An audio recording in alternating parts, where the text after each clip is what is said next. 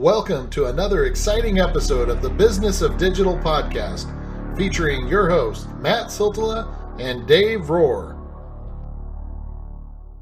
Hey guys, excited to have you join us here on another one of these episodes. Grateful for you as always. And how's it going, sir? Glad Good, I'm coughing. I'm muting and coughing, trying to cover I got you right at the right time. You did. But what we're going to do today, guys, is, and here's the funny thing, we're still trying to figure out what the title is. Yeah, exactly. That's what we're trying to figure out what the title is going to be. But for all you listeners out there, it's going to be something related to lead generation and your follow up with that. And I'm going to talk a lot about the local businesses. And I like how you put it, Dave. The gap between the owner and the marketing or the communication or lack thereof. I can't remember exactly how you put it, but the handshake between marketing, there you go, yeah. Marketing getting you in the door and then sales dropping the ball. Exactly. Which is not always sales' fault, but as a marketer, I blame sales until they tell me that my lead was junk. Then it's my fault. So, with that said, I'm going to kick off. Yeah, I'm gonna share a story that's this is something that happens all the time, Dave, and then I'm gonna kind of just set it up for you and let you take it away from there. But when we were chatting about this, the thing that this before we started recording it, the thing about this is it gets me thinking to all the conversations, the countless conversations that I've had with my wife, where she frustratingly yells at me, the marketer, and we're not realizing it's this handshake. But she's like, I don't understand why these people, they pay to be on the front, and I call them, and I can't get any response. Like, I can't tell you the amount of people. Like recently, the one that happened recently was we needed a plumber, emergency. It's never good, Dave, when water's coming down the ceiling through your electrical, like your light switch. That's never a good thing, And no. So we had some sort of a roof leak in the roof somewhere, attic space, and anyway, we called several different plumbers. We found ones that were recommended and whatnot, and we called them and left messages. And I'm talking again. I know that this was an emergency, but still, like when they don't call you days later, the one that's on top of that kind of stuff is the one that got the business. But it's just amazing how many times stuff like that happens, Dave, where we'll need like someone to do something to the pool, or we'll need someone to do some electrical work, or we're curious about a quote for flooring or whatever it might be. And I'm talking days, if not weeks, and people still have not called back. And by that time, I mean, most of the time, I don't know about how it is with you guys, but most of the time, I'm not waiting more than like half a day to try to get someone to come and do something for me. I mean, I'm trying to get them back sooner than that. So, with that said, hopefully that gives you a good lead into some of the stuff that you were talking about. But yeah, it's frustrating. Well, yeah, and just I don't know what month it is. In March, our water heater went out. The next morning. One of the kids was taking a shower and was like, there's no hot water. And I'm like, you're silly. Let me go downstairs and see. Oh, look, it had sprung a leak and it was just shooting water everywhere. Awesome. So never awesome. Yeah. Yay. Awesome. So called the place, and all that fun stuff. Got to deal with it. The mother-in-law was in town. So that the whole, we couldn't get anyone out here. And so I kind of shut it down-ish, that I thought. Eventually, the one place I called, because we've used two different companies in the past, and that was our short list, was I called the two companies, tried to get one of them out. Or called the one company that we thought we liked the most. They were like, oh, blah, blah, blah, blah, blah. We'll have someone out, in the morning or something. Okay. And then I just kept waiting, and there was no follow-up. And by noon, I was like, all right, screw this. It was almost noon. And I was like, all right, in between work and breaks, I was like, screw it. Went and dug up the other place we'd called before that we liked. We just didn't like them as much. Called them up and was like, hey, we got a leaky blah blah blah. They're like, okay, we'll get someone out. They had someone out there within a couple hours, and they actually beat the other person, the other company, who had like 12 hours ahead notice. Wow. It was like 6 or 12 hour notice, and so no callback, no nothing. And eventually they're like, oh, our guy's on the way, and I'm like, okay, well, he's on the way. What's his ETA? Because I've already called someone else, and they're going to have someone here in half an hour. Oh, well, they can't get there for 2 hours. All right, bye. Yeah. Like, sorry. Yep. And then that's not even like a marketing sales thing, but it's just that the processes and the follow-up. So this all started because on Memorial Day, I needed some landscaping project done, or I wanted a quote. Part of that is, and Matt and I talked about it before, it's like Holly goes through the same thing when she's trying to do stuff, and I'm sure my wife and everyone does this. It's like, okay, well, I want 2 or 3 quotes, at least 2, to understand, of the 3 companies or the 2 companies, maybe I can get 2 of them out here, and maybe they'll give me a quote, or maybe they'll tell me something just so I can compare, because it's not something that, certain projects we don't know what a cost is. Yeah. I contacted 4, hoping that I could get 2, maybe 3 quotes. Of those 4 companies, 1 was a really good follow-up. Like, they clearly had a salesperson. They clearly were on it. Followed up the next day because it was a holiday, so I didn't expect anyone to. But I actually got like email notifications, and that was the first thing I did is, of the 4, how many sent me email notifications saying, hey, we got your form. We're going to have someone contact you. 2 of them did. So 2 out of the 4 emailed me and said, hey, we received your contact, because these were all directly through the website. This wasn't through some sort of third-party aggregator where, they're paying for a lead. This was directly through their website, which I would think would be a warmer lead than someone comparing from TripAdvisor, Thumbtack, or G2, or some sort of, Buyer Zone, or right. Any kind of third-party aggregator. Yeah. Only 2 sent me emails. 2 of them called me. One of them was really aggressive. One called and was like, hey, when we can, one of them never did anything. And then 3 days later called me and was like, hey, we're going to be out in your area. We can come give you that quote, which was also weird. Yeah. I hear nothing. And then suddenly you're calling me. 2. Yeah. That's the thing that happens too every once in a while. They'll call a week later and you're like, I forgot that I even needed you. That project has moved on. Yeah, it was an emergency. I had flooding in my house. Oh, well, yeah, it says here you was an emergent, your water heater broke, or your roof was on fire. Sorry. Yeah. And yeah, so the one came out and did a quote, and it was also interesting because their quote took over an hour.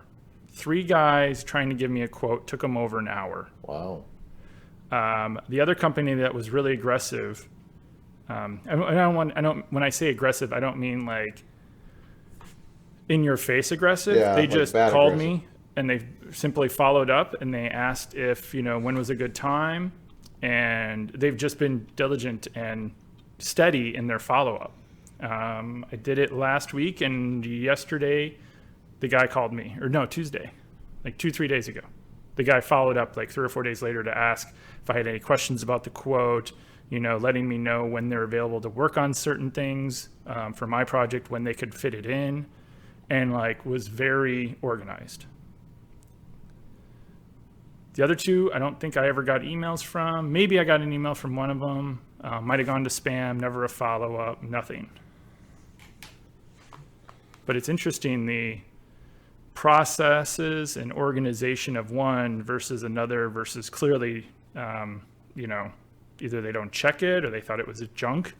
But I gave very specific information about all of the processes and all of the things that I knew about, the size, what we were trying to do and everything, and just nothing.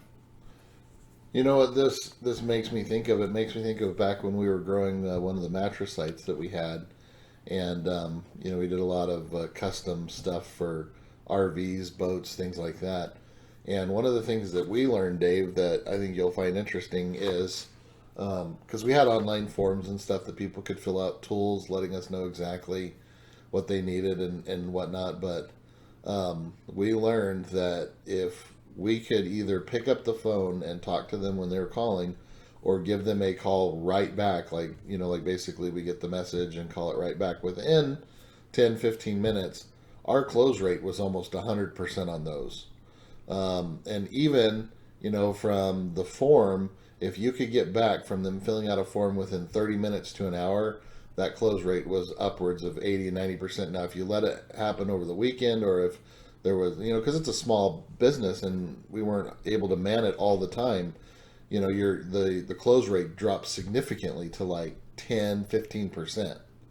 And so it just goes to show you, like, if you have some process set in place where you can call people back within 30 minutes, within the hour at the very, least, your close rate is going to be much more significant on those. And that's just kind of what we experienced. And obviously, not all things are the same, and, buying a mattress for an RV is not an emergency.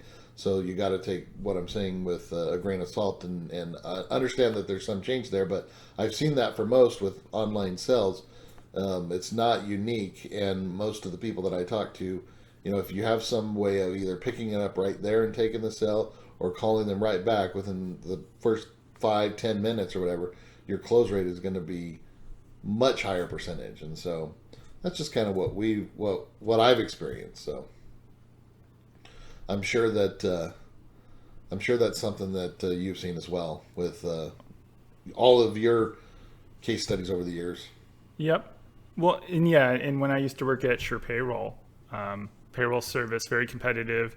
Sometimes we would be getting leads from BuyerZone or some other place, which is, they basically, you go to BuyerZone or some affiliate site that you do or do not realize you're on, and you're like, I want a quote for this service, and then it goes out from anywhere from 3 to 6, sometimes even 7 providers. Yeah. If you are not the first one to get them on the phone, you lose. Yep. Like I want to say like 75 to 80% that whoever calls them first wins. Yeah. No, I would almost imagine that number was higher. This was some 10 years ago, so I don't know if it's as high. And I didn't work on everything that we did on that side, but I'm just guessing that it is insanely high, the likelihood of, based on if they recognize you, the pricing and everything else lines up, or it's close enough. They're like, oh yeah, So Dave, that's about what I thought I was going to pay. That sounds good. Yeah. So what would be the advice that you would give? Let's talk specifically about those companies that frustrate you and me, the ones that call back 5 days later after the emergency, or that don't get back to us at all. Like what kind of information or what kind of suggestions can we give to them to do better with their, I don't know, with their lead generation process or their follow-up or their handshake, whatever you want to call it. So I was looking at, I'm going to throw you and me under the bus too. So for Northside Metrics, I was looking at my form. Looking at my form. First name, last name, company name, email address. I ask for phone number, what your budget is, what services, and then I ask a couple other questions. Okay. For Avalanche, same type of thing, your website, phone number, email address, and then what services do you want, and then tell us something about the project. From a lead gen standpoint, we all know, hopefully everyone knows, the more questions you ask, the lower the conversion. Yeah. That said, the more questions you ask, one, the more real it should be. I mean, people still fill out forms for whatever reason for trying to do junky link building, but or just spamming them, trying to, do whatever. But like, people still do junky link building? Yeah, they do. Oh, one of my forms gets the podcast contact form is spammed like every hour. Yeah. I have a junk folder just full of people spamming it with junk. Makes you want to do a big email list to them sometimes, and see, anyway, that's another topic. So I mean, we both ask similar questions. Yeah. All the contact info, what services do you want, and then there's some open-ended questions. The 4 forms that I looked at, one of them has name, phone, email, comments. That's it. Not a whole lot of, Yeah. like what services, where do you live? Like there's nothing for them to pre-qualify you. This other one, name, address, city, state, how did you hear about us, and message. Doesn't really go zoom in on the service, but at least they know what territory or what salesperson or where you're located. Another one, name, email, address, what service, other details, which is a little bit more. And then there's another one, completely basic, name, phone, address, message. That's it. So that's interesting. And I'm trying to think. And the two that did contact me are the two that actually had the more in-depth forms. I don't remember them contacting me as I'm looking at the forms. And this other one with a really general form, I honestly wasn't sure if it was a reseller or what. But either they don't check their forms or, I don't know. And it's like, why would you put a contact form on your site if you're not going to check it? Yeah. Just have a phone number. Very interesting. Well, so how can Avalanche and Northside Metrics do better then? I don't know. We could pre-qualify more. We could ask more questions, but we both have what services do you want. I do require that people tell me the goals of their engagement or project.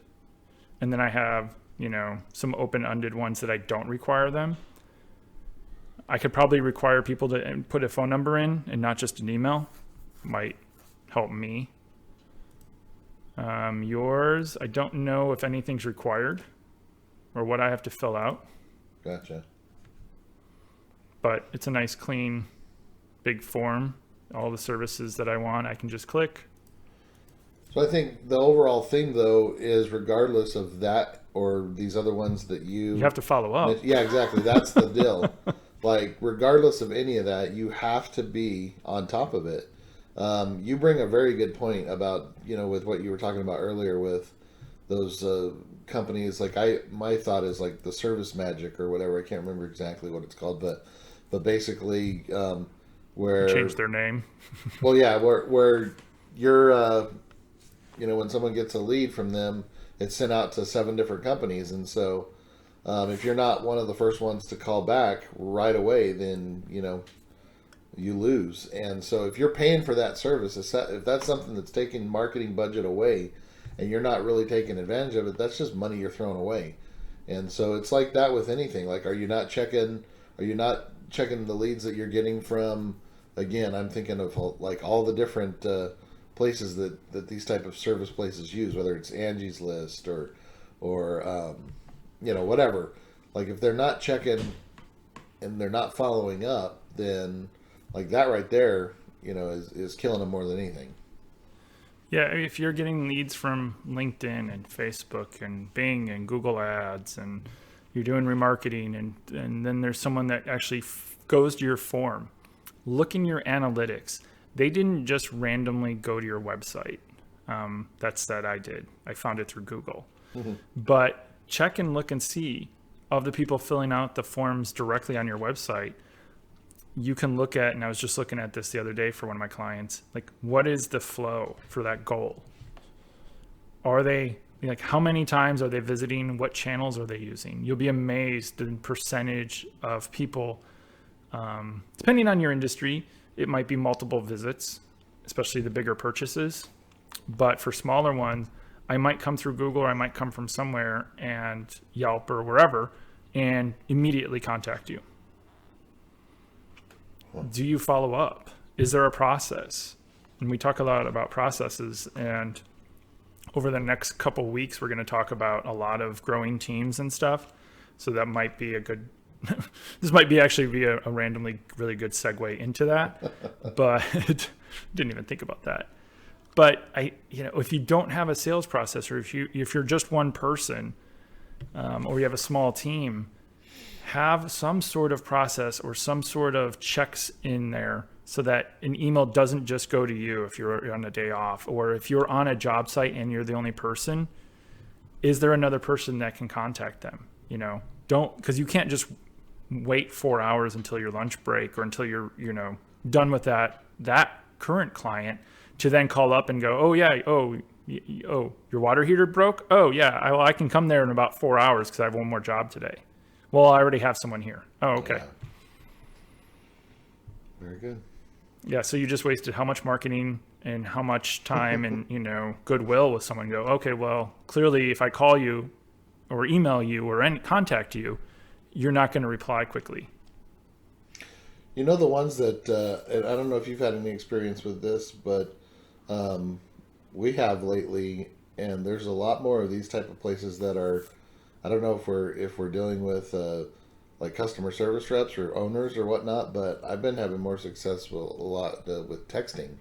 So a lot of these places are starting to do a lot more texting back and forth, and I don't know. I kind of find that convenient, and it just seems like it's much quicker. That's how I got one of the contractors. I filled out a lead because it's up at my condo, so I don't know enough people that were available to help me with like the multitude of things I needed. And I went through one of those third-party things, and one of the options is to text back and forth. Yeah. And so I ended up hopping off their app and texting with this one person. And then we worked again in the future on I had him over 2 more little projects. And every time it was I'd just text them and say, hey, what's your availability next week or in the next 2 weeks? And businesses and he'd be like, oh, go ahead. Well, he would just tell me, he's like, this day or that day or that day. I'm like, oh yeah, let's do that day, and here's what it is, and let me know how much. And then he'd just text back. And businesses need to realize, give that as an option, because, I'm sitting here thinking about how, conversations that I've had with my wife, and she'll say stuff like, I love that I could do all that online, or I love that I could just text them and get that done. I hate talking to people. So it's just one of those things, So and it can even just be a chat on the site. Yeah. People sometimes rather just talk to that rather than, digging for the answer or calling someone up. They don't want to get a sales pitch. They don't want, to be put into your funnel of never-ending emails. Yep. They just want an answer. Yep, that's it. So I think the takeaways here, guys, and you can finish when I'm done with any of your takeaways, but I think my takeaways with this for anybody that's doing any kind of online sales or lead gen is the follow-up, making sure that you're on top of it, making sure that you're one of those first people that calls back, making sure that you're paying attention to those forms that are being filled out. Don't let people, and if you're in a situation where you're not calling people back for 4 or 5 hours and it's an emergency type call, then figure out how to do better. If you're getting that many calls and you're that backed up, you may need to hire someone part-time to just take that side of it for you. Figure out how to make your processes better. And so that's my takeaway from this, Dave, is just figuring out that whole process and how to make sure that that handshake is complete, so to speak, and that it's taken care of properly. Yeah, I think my takeaway is the same thing, but along the same lines. Audit. If you're not contacting people, you can't really audit your quality of leads. So if you're getting 10 leads a month from Thumbtack and 10 from Angie's List and 10 from somewhere else, and suddenly you're like, well, we want to grow or we need to cut budget or whatever.